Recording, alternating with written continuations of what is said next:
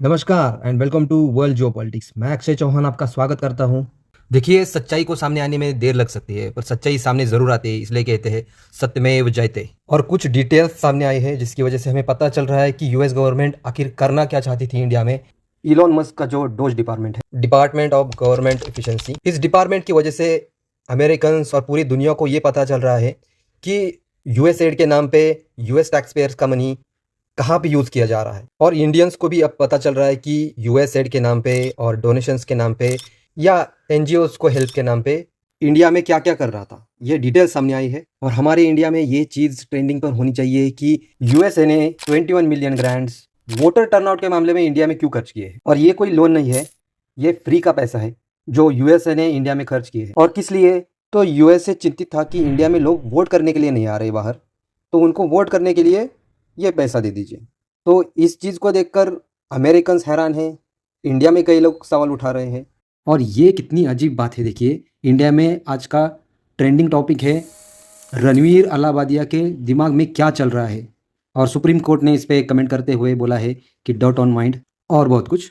But global stage पे अगर हम देखें तो प्रेसिडेंट डोनाल्ड ट्रंप ने खुद ही मुद्दा उठाया है मीडिया के सामने कि आखिर हम 21 मिलियन डॉलर्स इंडिया को क्यों पेड कर रहे थे। और ये भी कहा है कि भारत के इलेक्शंस में लोग वोट करे ना करे, इससे यूएस को क्या, हमें ये सब खर्चे उठाने की क्या जरूरत है। और यूएसए और डोज डिपार्टमेंट का यही काम है कि यूएसए के जो फालतू खर्चे हैं उसको देखकर उन्हें कम किया जाए, तो यूएसए उस रिगार्डिंग यही देखेगा। और डोनाल्ड ट्रंप यही कह रहे हैं कि भारत के पास बहुत पैसे हैं, तो हमें क्या उन्हें 21 मिलियन देने की क्या जरूरत आन पड़ी। और उनका क्वेश्चन यही है कि जो बाइडन के टाइम पे यूएस एड के नाम पे इतना खर्चा क्यों किया जा रहा था। और डोनाल्ड ट्रंप का कहना ही यही है, ये करने की क्या जरूरत है। इस रिगार्डिंग एक छोटी सी क्लिप है, मैं चाहता हूँ कि ये आप देखें। And $21 million for voter turnout in India.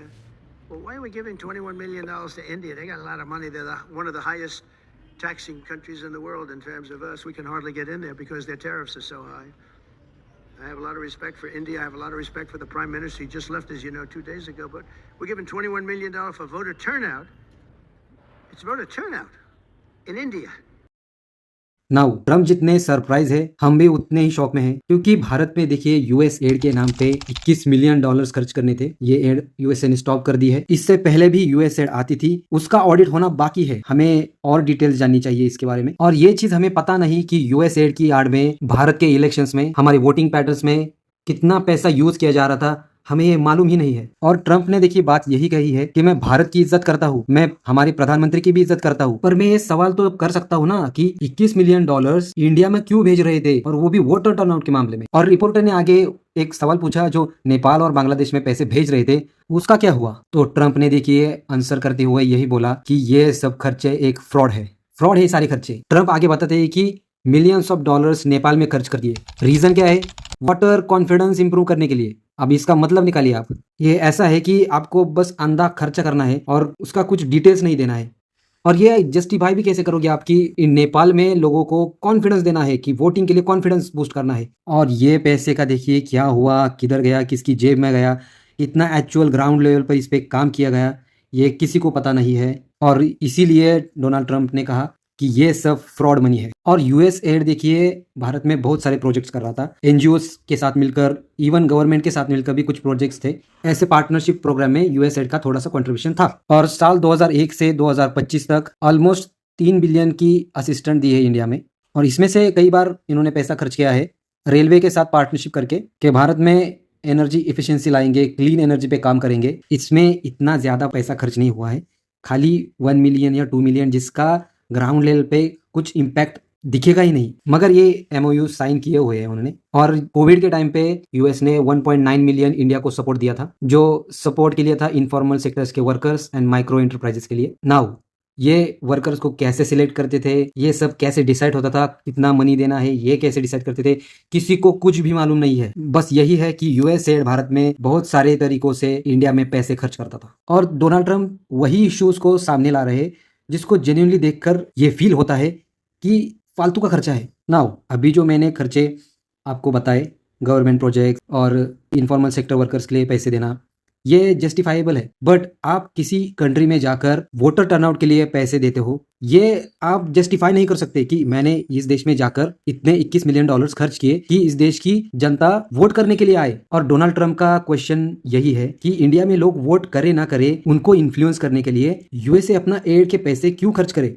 और ये चीज क्वेश्चनेबल है। और देखिए, ऐसा नहीं है कि कोई इस चीज को कवर नहीं कर रहा इंडिया में, पार्लियामेंट में भी इस पे क्वेश्चंस उठाए गए हैं, बट ओवरऑल जो फोकस रहना चाहिए ना इस टॉपिक के ऊपर, वो अभी तक नहीं आया है। जो मेन स्ट्रीम मीडिया है ना, वो इस बात को इतना एक्सटेंसिवली नहीं कवर कर रहा है। भारत के प्रधानमंत्री के जो एडवाइजर है संजीव सान्याल सर जी, उन्होंने ऑन रिकॉर्ड ये बात कही है कि यूएस एड बिगेस्ट स्कैम है इन द हिस्ट्री। और आगे ये बात करते हैं कि अब लोगों की अटेंशन आ गई है US add voter interference controversy पर। तो मैं लोगों को बताना चाहता हूँ कि it's just the tip of the iceberg, और हमें बहुत कुछ जानना बाकी है इस चीज़ के बारे में, और यही चिंता का विषय है। और आगे पोस्ट में ये लिखते हैं, वर्ल्ड बैंक और अदर इंटरनेशनल ऑर्गेनाइजेशंस भी इसमें शामिल थे, और जो कई बायस्ड इंडेक्सेस आते थे जैसे कि ग्लोबल हंगर इंडेक्स, जिसमें रैंकिंग को नीचे कर देना और उस चीज़ को हाईलाइट करना कि देखो इस कंट्री में हंगर का प्रॉब्लम है, पुअर कंट्री है, ये सब इस यूएसए का पार्ट था। और इस सब पर बात तो हो रही है, पर इन्वेस्टिगेशन करनी चाहिए हमको। और यूएसए ने ये चीज़ हाईलाइट करके अपने 21 मिलियन डॉलर्स तो बचा लिए। बट देखिए, हमें इंडिया में ये क्वेश्चन उठाना पड़ेगा कि हमारी डेमोक्रेसी के लिए ये चीज़ बहुत ही हानिकारक है, क्योंकि बाहर से कोई दूसरा कंट्री हमारे देश में वोटर टर्नआउट के लिए पैसे दे रहे हैं, बांट रहे हैं, तो ये चीज़ गलत है। और ये डिसीजंस किसने लिए हैं, ये इसके तह तक हमें जाना चाहिए।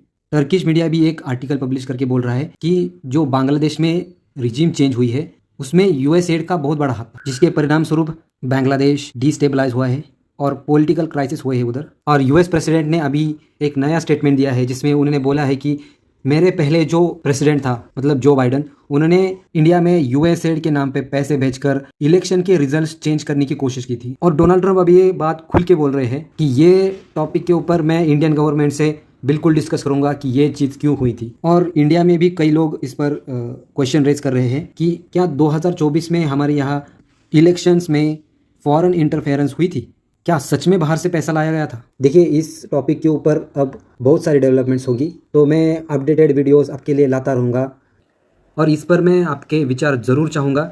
आपके विचार आप कमेंट सेक्शन में लिख सकते हैं। तब तक के लिए जय Bharat and subscribe to world geopolitics.